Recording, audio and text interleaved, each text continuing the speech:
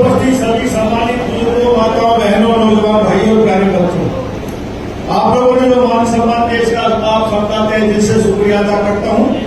और जनसंपर्क अभियान के तहत आज बसई गांव में आगमन हुआ और सबसे पहले तो मैं आपका शुक्रिया अदा करता हूं कि भाई मेरी उम्मीद से भी ज्यादा आप लोग रेडी बैठे हो।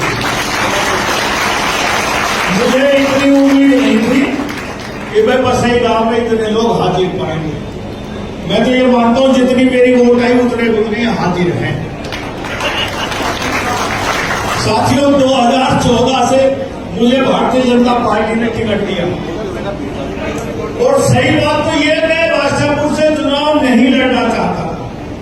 मेरा तो भारतीय जनता पार्टी में लोकसभा चुनाव लड़ने के लिए भारतीय जनता पार्टी में मैं गया था और मेरी हाईकमान तक आधे उन्हें हाँ भरनी थी कि लोकसभा का चुनाव लड़वाएंगे गुड़गांव लोकसभा से। लेकिन एंड टाइम पर आप इंद्रजीत सिंह आ गए और भाई टिकट उनको दी, मुझे विधानसभा के लिए कहा गया और मैंने कहा सबसे सीट जो आसान है वो गुड़गांव लोकसभा की बीजेपी की, तो मैंने कहा गुड़गांव की हाँ भर दो। पार्टी ने हाँ भर दी और मैं आराम से सोया। मैं किसी के दुख सुख में बादशाहपुर में 2014 से पहले गया ही नहीं।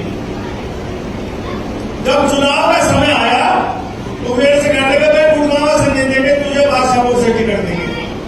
मैंने कहा बादशाहपुर से तो मैं नहीं लड़ूंगा, बोलना। मैंने कहा जी मैं हार जाऊंगा। उन्होंने कहा तू जीत जाएगा कि साहब हार जाओ, मुझे को खराब कर। उन्होंने कहा हमने 3 दिन सर्वे कराया है, जीत सकता है तो तू ही जीत सकता। मैं कहा जी मैं भी हार जाऊंगा, लेकिन इलाज कोई नहीं था, क्या करता। चुनाव लड़ना था, मैं लड़ गया। लोगों के आशीर्वाद से मैं विधायक चुना गया। विधायक चुनने के बाद मैं मंत्री बना दिए। मेरी खुशकिस्मती रही, मैं 3 बार एमएलए बना और 3 बार मंत्री बना। और गुड़गांव जिले में आप याद करो, बहुत सारे बड़े बड़े उम्र के लोग बैठे हैं कि 2014 से पहले गुड़गांव के हालात क्या थे और आज गुड़गांव के हालात क्या हैं। जब हम राजनीति में विपक्ष में होते हैं तो हम हर बार ये कहते हैं कि भाई सरकार दक्षिण हरियाणा के द्वारा बनाई जाती है और कोई भी सरकार बनी हो आज तक हरियाणा में बिना इस अहिवाल के सरकार नहीं बनी।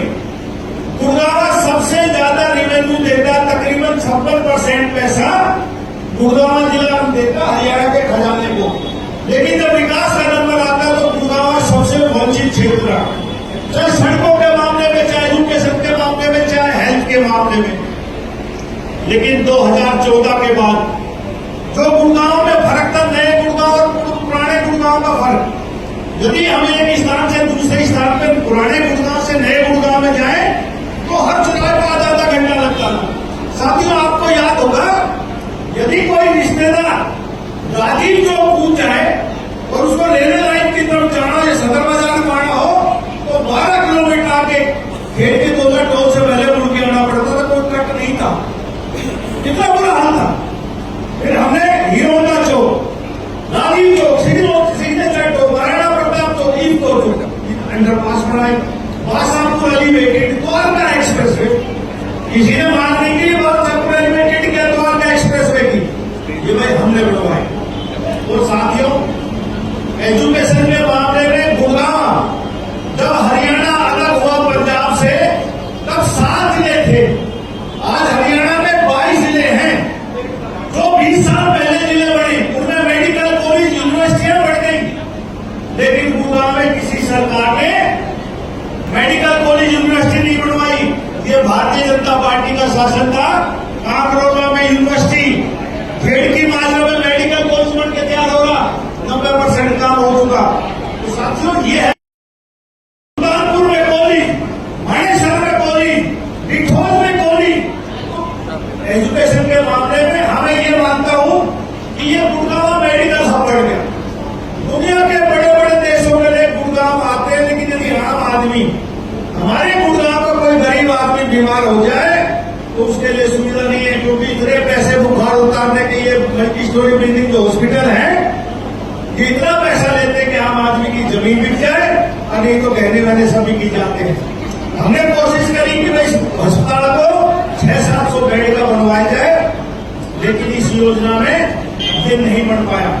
मैं जब पीडब्ल्यू मिनिस्टर था, मैंने अपनी तरफ से इसका डिमोलिशन का ऑर्डर किया, टूटने का ऑर्डर कर दिया था पे टूट नहीं पाया, बढ़ नहीं पाया।